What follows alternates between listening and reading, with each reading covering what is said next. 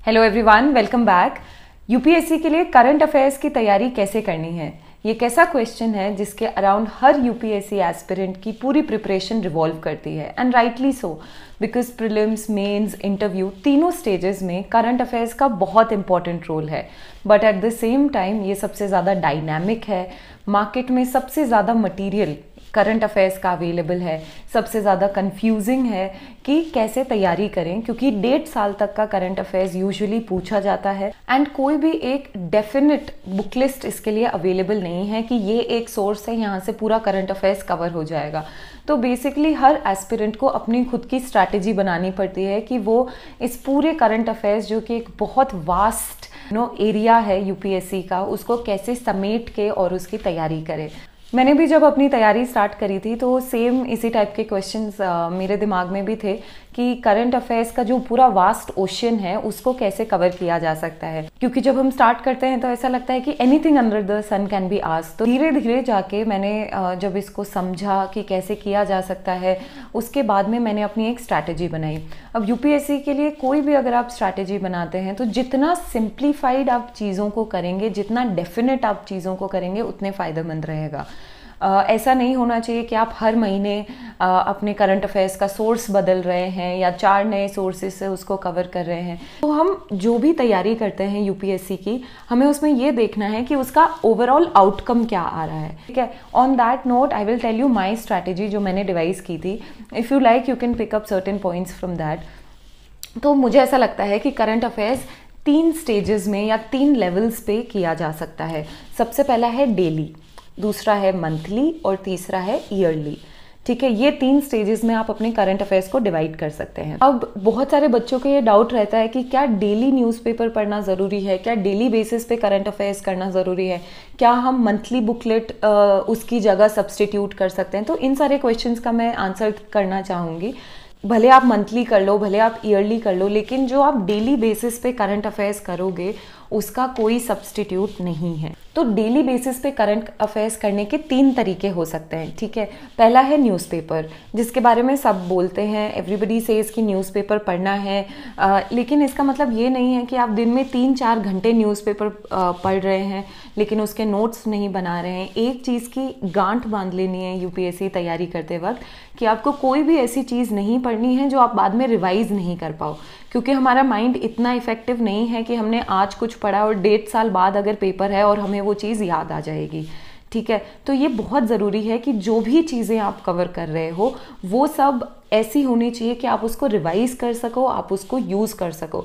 तो न्यूज़पेपर में ये कैसे हो सकता है? अगर आप रोज़ न्यूज़पेपर पढ़ रहे हो तो या तो आप जो न्यूज़पेपर पढ़ रहे हो उसके डेली के नोट्स बनाओ। ये वाला तरीका मैंने शुरू में फॉलो करने की कोशिश की थी। 1 महीने तक मैंने नोट्स भी बनाए थे। लेकिन जब आप हाथ से नोट्स बनाते हो, रोज़ न्यूज़पेपर पढ़ते हो, तो उसमें बहुत टाइम वेस्ट हो जाता है। 3-4 और इनिशियली जब आपको इश्यूज़ का आइडिया नहीं रहता तो उसमें और ज़्यादा टाइम लगता है। आप उन इश्यूज़ की बैकग्राउंड रिसर्च करते हो, उनको समझने की कोशिश करते हो, नोट्स बनाते हो। मेरे नोट्स इतने ज़्यादा बल्कि हो गए थे कि 1 महीने के नोट्स भी मैं वापस रिवाइज करने की स्थिति में नहीं थी। तो ये वाला जो तरीका था ये मैंने काइंड ऑफ ड्रॉप कर दिया। तो अगर आपको न्यूज़पेपर पढ़ना है आप पढ़ सकते हैं, लेकिन फिर आपको एक इफ़ेक्टिव तरीका ढूंढना पड़ेगा कि आप किस तरीके से उसके नोट्स बनाएंगे या नोट्स यूज़ करेंगे कि जो भी कंसाइज भी हो और बाद में रिवाइज भी हो पाए। अगर ऐसा नहीं हो पा रहा है तो न्यूज़पेपर फिर पढ़ने की बहुत ज़्यादा यूटिलिटी नहीं रह जाती है। ठीक है, तो दूसरा तरीका जो डेली बेसिस पे आप फॉलो कर सकते हो वो है कि आजकल बहुत सारी कोचिंग इंस्टीट्यूट्स हैं जो डेली बेसिस पे करंट अफेयर्स अपलोड करते हैं, प्रीलिम्स और मेंस दोनों के लिए। ठीक है, न्यूज़पेपर पढ़ लिया और किसी भी वेबसाइट से जो उनके करंट अफेयर्स हैं उनको एक जगह से कॉपी पेस्ट कर लिया। अब जो ये वेबसाइट का भी जो मटेरियल होता है ये भी बहुत कई बार लेंदी और बल्कि होता है।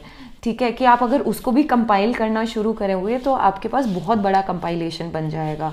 तो उसमें क्या करना है कि जब आप उसको कॉपी और पेस्ट कर रहे हैं तो अपने हिसाब से उसको बहुत ही कंसाइज करके कॉपी पेस्ट करना है कि हर दिन का 2 पेज से ज़्यादा का आपका नोट्स नहीं होना चाहिए। तो 1 महीने का आपका 60-70 पेजेस के अराउंड नोट्स बन जाएंगे जो रिवाइज करने के लिए भी इफ़ेक्टिव है।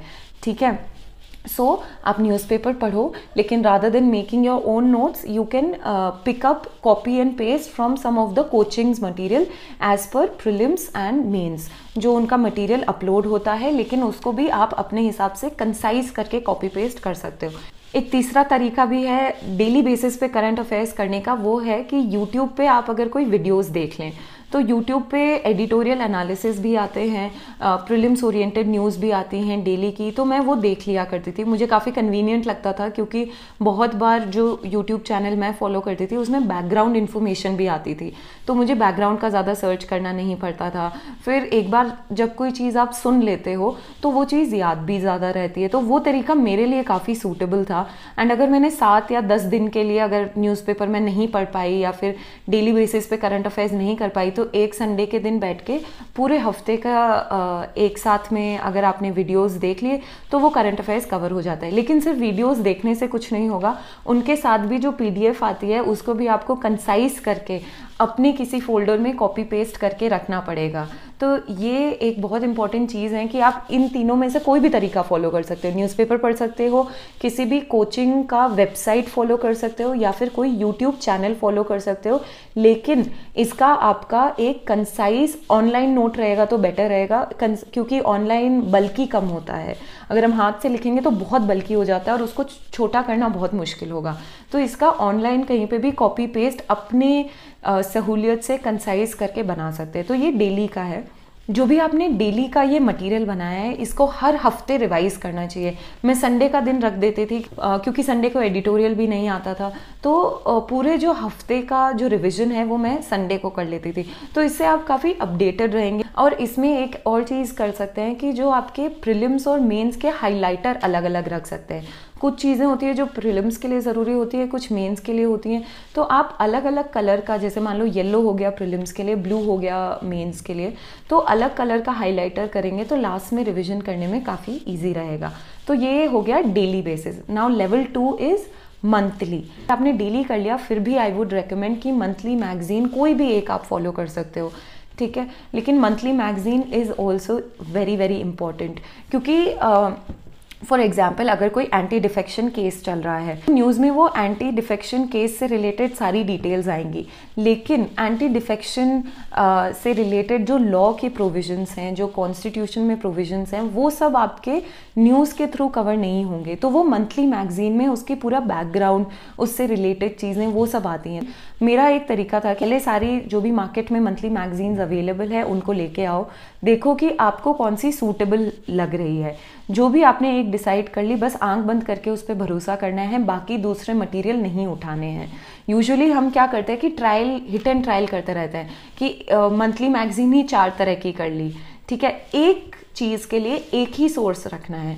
तो जो भी आपने मंथली मैगजीन डिसाइड करी है, जिस दिन वो मंथली मैगजीन मार्केट में आएगी उसी दिन मैं उसको लेके आती थी और 3 दिन के अंदर उसको कवर कर लेती थी। उसमें भी आप उसके इंडेक्स देख सकते हैं, जो टॉपिक्स आपके ऑलरेडी कवर्ड है उनको हटा सकते हैं, जो भी नई चीज़ है सिर्फ उसी को मार्क करनी है। एक बार अगर आपने पूरी मैगजीन पढ़ ली, आपको समझ में आ जाएगा कि ये वाली चीज़ जो नई है, बस उसी को उसमें हाईलाइट करना है या मार्क करना है। डबल एफर्ट किसी भी चीज़ के लिए नहीं लगाना है। कोई भी एक टॉपिक है, अगर आपने उसको कवर कर लिया तो जो नई चीज़ें हैं बस उसी को हाईलाइट करनी है। इससे आपका काम बहुत ईजी हो जाएगा। ओके, अब जो 3rd स्टेज है वो है ईयरली मैगजीन्स। तो जब प्रीलिम्स आने वाला होता है तो काफ़ी सारे कोचिंग इंस्टीट्यूट्स अपने जो मंथली मैगजीन्स हैं उनको कंबाइन करके प्रीलिम्स के हिसाब से ईयरली बुकलेट्स भी निकालते हैं। तो जिस कोचिंग की आपने मंथली मैगजीन की है, उसके अलावा किसी भी और कोचिंग की आप ईयरली बुकलेट देख सकते हैं। उसके अंदर सिर्फ उसका इंडेक्स दिखना है।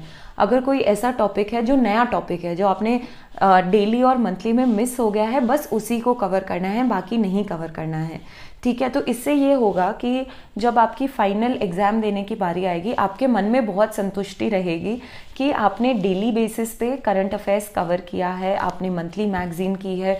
और इस तरीके से अगर आप अलग अलग सोर्सेज फॉलो करेंगे तो आपको काफ़ी डाइवर्स एक्सपोजर मिल जाएगा, है ना। कभी कभी होता है कि कुछ कोचिंग इंस्टीट्यूट्स कुछ टॉपिक्स मिस कर जाती हैं, कोई कोचिंग इंस्टीट्यूट्स किसी एक सब्जेक्ट का अच्छा मटेरियल बनाती हैं, तो इस तरीके से डाइवर्स होगा, लेकिन डबल एफर्ट भी नहीं होगा। अब इसमें एक ये चीज़ है कि करंट अफेयर्स का मार्केट में सबसे ज़्यादा मटेरियल अवेलेबल रहता है, तो हम लोग बहुत कंफ्यूज हो जाते हैं, हर दूसरे दिन नए टाइप के टॉपिक्स आ रहे हैं। तो उसके लिए आई वुड सजेस्ट कि जो भी आपने इनिशियली डिसाइड कर लिया बस उसी पे आंख बंद करके भरोसा करना है। मैंने जो यूट्यूब चैनल शुरू में चूज़ कर लिया था अपना डेली एडिटोरियल वगैरह करने के लिए, मैंने लास्ट तक वही चैनल लगा। There might be another channels also जो उससे बेटर होंगे, लेकिन उसमें ज़्यादा टाइम वेस्ट नहीं करना है उनको ढूंढने के अंदर। जो डिसाइड कर लिया बस वही बेस्ट है, क्योंकि ऐसा कोई यूपीएससी का सिलेबस नहीं है, कोई बुक लिस्ट नहीं है कि यहाँ से ही एग्जाम में क्वेश्चन आएगा। चीज़ों को कवर करना ज़्यादा ज़रूरी है, ठीक है। तो जो आपने यूट्यूब चैनल चूज़ कर लिया, जो आपने न्यूज़पेपर चूज़ कर लिया, जो कोचिंग का वेबसाइट चूज़ कर लिया, बस वही रखना है पूरे साल और उसी पे स्टिक रहना है। व्हाट इज़ मोस्ट इम्पॉर्टेंट कि आप जो कर रहे हो वो एक ही सोर्स से हो और उसको बार बार रिविजन करने का मौका मिले, क्योंकि अगर आपने उसका बार बार रिविजन नहीं किया तो वो चीज़ आपको याद नहीं रहेगी। तो इस तरीके से अगर आप 3 लेवल्स में अपना करंट अफेयर्स डिवाइड करेंगे कि डेली बेसिस पे आपको क्लैरिटी है 1 या 2 घंटे के अंदर आपको करंट अफेयर्स करना पड़ेगा किसी भी एक तरीके से। मंथली मैगजीन जैसे ही आएगी 2 या 3 दिन के अंदर कवर हो जाएगी, उसके अंदर जो भी नई चीज़ें हैं वो हाईलाइटर से मार्क करना है।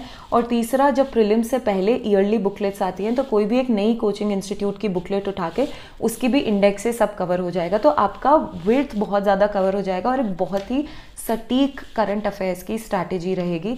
This strategy really worked for me और मैंने इसके अलावा और कुछ भी नहीं किया था।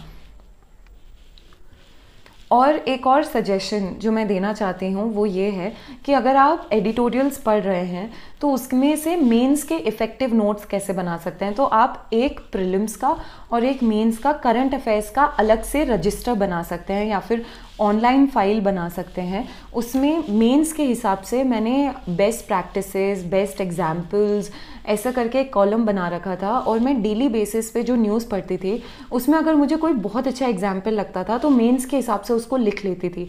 ये मेरे काफ़ी यूनिक नोट्स थे जो कहीं पे भी कोचिंग में अवेलेबल नहीं रहते थे। जैसे मैं एक एग्जाम्पल दूंगी कि मैं जब प्रिपेयर कर रही थी उस समय असम में काजीरंगा में बहुत बाढ़ आई थी, तो उन्होंने एनिमल्स के लिए भी वहाँ पे एक आर्टिफिशियल आइलैंड बनाया था एनिमल्स को सेव करने के लिए, जो मुझे काफ़ी अच्छा एग्जाम्पल लगा था और मैंने उस एग्जाम्पल को लिख लिया था। फिर जब मेरे मेंस के अंदर GS 1-2 में फ्लड्स पे क्वेश्चन आए थे तो यूजुअली हम लोग एनिमल्स की बात उसमें नहीं करते हैं। So this was a very unique point which I thought कि when we are planning for disaster we also have to think of the animals and we can write it as a best practice जो India में already कहीं पे follow की गई है। तो इस तरीके से जब आप सोचने लगेंगे तो डेली आपको ऐसी 1 या 2 एग्जाम्पल्स मिल जाएंगे जो आप अपने मेंस में इफेक्टिवली यूज़ कर सकते हैं। और इस रजिस्टर में मेरे बहुत ही यूनिक एग्जाम्पल्स हुआ करते थे। So this is my short tip for mains. जो प्रीलिम्स का रजिस्टर था उसमें मैं टेबल्स बना के रखती थी। फॉर एग्जाम्पल अगर इंडिया की किसी कंट्री के साथ बाइलेटरल एक्सरसाइज है तो वह मैं सारी उसी टेबल में नोट डाउन कर लिया करती थी, या फिर जो सिमिलर टाइप की चीज़ें हैं उनके लिए टेबल बनाई जा सकती है जिससे वो इजीली याद रहती हैं। ऐसा शुरू से अगर आप रजिस्टर बनाएंगे टेबल वाला फॉर प्रीलिम्स एंड मेंस के लिए बेस्ट प्रैक्टिसेस, एग्जाम्पल्स, ये आप ऐसे में भी कोट कर सकते हैं, तो ये काफ़ी इफेक्टिव रहेगा। So you can follow this. So current affairs के लिए अपनी जो स्ट्रैटेजी है, माइंड में बहुत क्लैरिटी होनी चाहिए। जितनी क्लैरिटी आपके माइंड में होगी उतनी क्लैरिटी आपकी प्रिपरेशन में होगी और मेन एग्जाम में भी दिखेगी। ट्रस्ट मी, अगर आप इस स्ट्रैटेजी को भी लास्ट तक फॉलो करेंगे तो आपका करंट अफेयर्स बहुत इफेक्टिवली और अच्छे से कवर हो जाएगा। उसके बाद में प्रीलिम्स और मेंस से पहले आप उसमें कुछ एडिशंस वगैरह कर सकते हैं, मेन स्पेसिफिक या प्रीलिम्स स्पेसिफिक, बट पूरे 1.5 साल की तैयारी के लिए ये काफ़ी इफेक्टिव स्ट्रैटेजी है। अगर आपने एक बार अपनी स्ट्रैटेजी बना ली कि करंट अफेयर्स इस तरीके से कवर होगा तो फिर उसको बार बार बदलना नहीं है। नई चीज़ें जब मार्केट में दिखती हैं तो उनसे बहुत ज़्यादा प्रभावित नहीं होना है, ठीक। So I really hope that this video works for you and there might be some clarity that you would have got in your current affairs preparation. Thank you.